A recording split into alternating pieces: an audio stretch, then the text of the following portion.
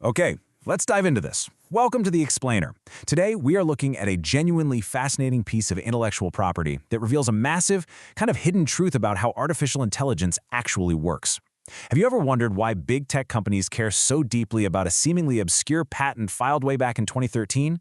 Well, it turns out the secret ingredient to modern AI isn't just about massive server farms or complex math. We almost always assume AI is just cold, hard code and endless rows of processors. But the ultimate foundation? It's actually surprisingly human.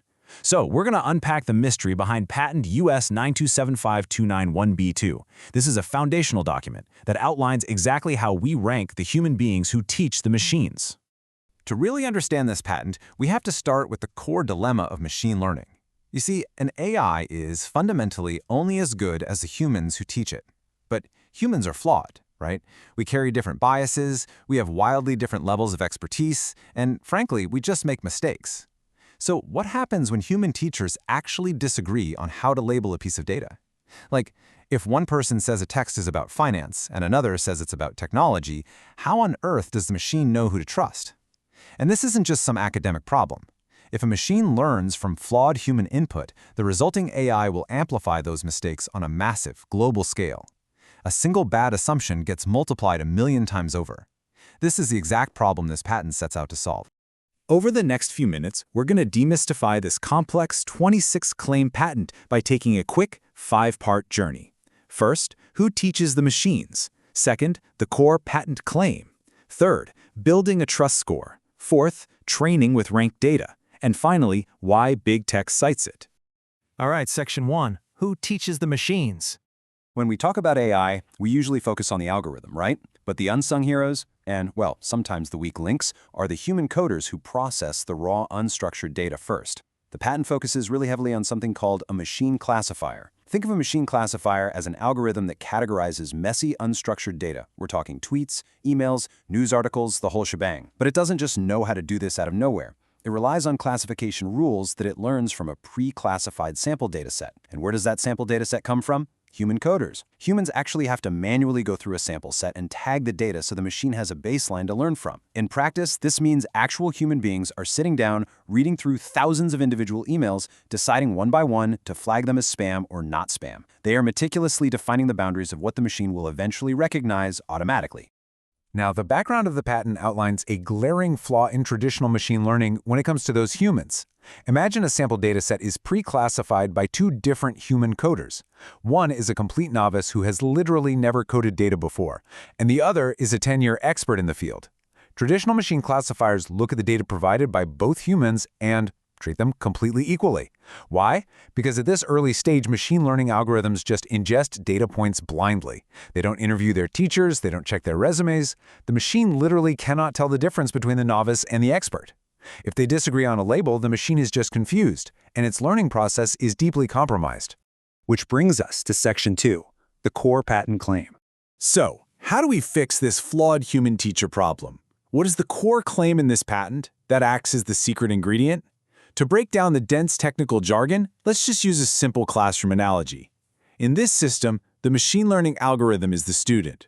The human data coder is the teacher, providing the lessons. But here's the patent's real game changer. It introduces an adjudicator. The adjudicator is like the school principal. They're a master coder who reviews the work of the teachers, but they aren't just grading a test. They are actively determining if the teacher is actually qualified to teach the subject at all. They provide the oversight that the machine itself just can't. And this brilliantly illustrates the chronological pipeline established in the patent's core claims. Step 1. Human coders categorize a subset of data. Step 2. The adjudicator reviews that coded data to see if it's correct. Step 3. Based on that review, the system generates a specific trust score for each human coder. And Step 4, this is the magic part, the machine is finally trained using this newly ranked data. The machine now knows exactly which human it should actually listen to. Okay, moving to Section 3, building a trust score. Now that we understand the pipeline, how is this trust score actually built? Because it's not just a simple letter grade. The patent outlines a highly sophisticated metric for evaluating human reliability.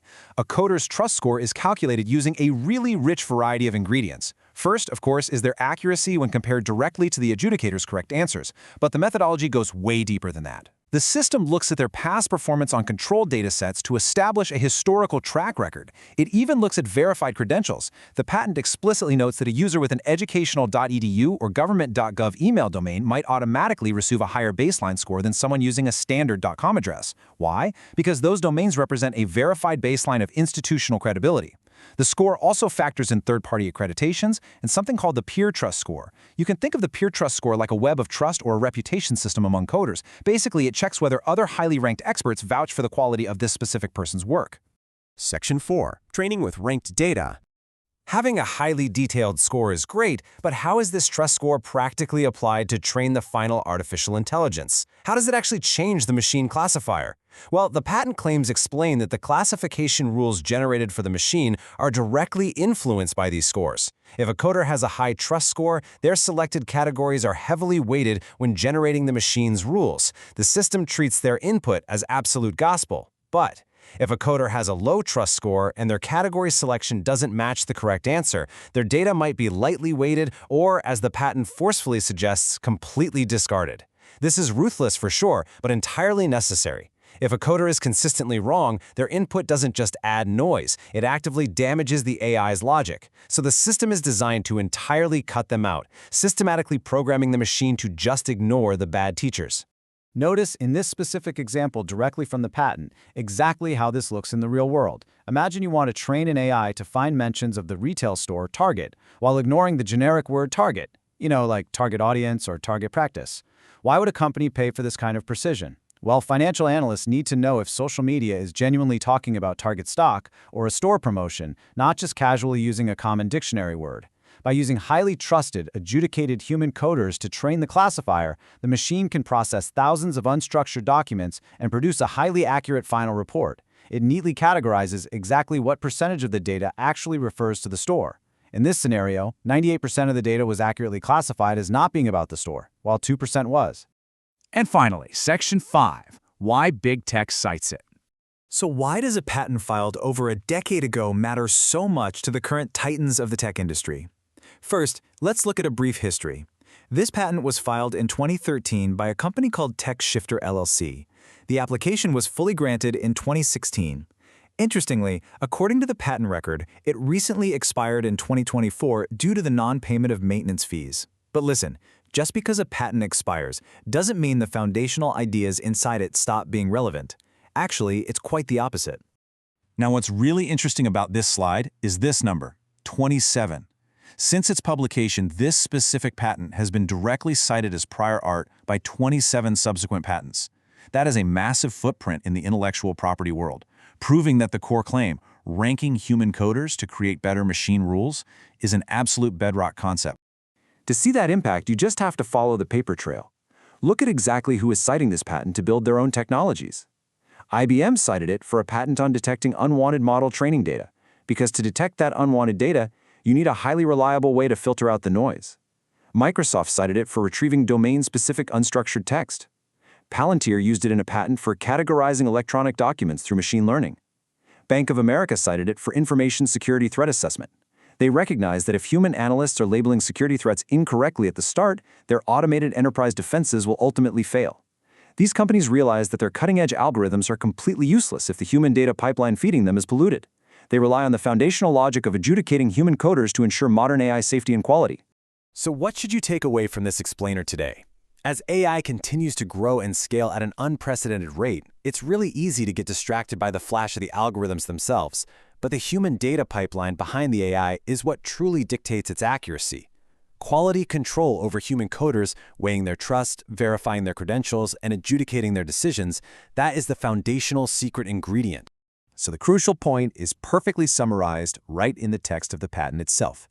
The goal is to convert human coding judgments into more accurate machine classification rules for text analytics. It's an elegant bridge between human subjectivity and machine objectivity, and this single sentence perfectly encapsulates millions of dollars of modern tech research. But this leaves us with a fascinating and honestly somewhat provocative thought to end on. If the machines are taught by human coders, and the human coders are judged by master human adjudicators, as AI grows to govern more and more of our lives, who will adjudicate the adjudicators? It's a massive question of human bias that we are going to be wrestling with for decades to come. Thank you so much for joining me on this explainer. I really hope this helped structure your understanding of the hidden human engine driving machine learning. Keep learning, and I'll see you next time.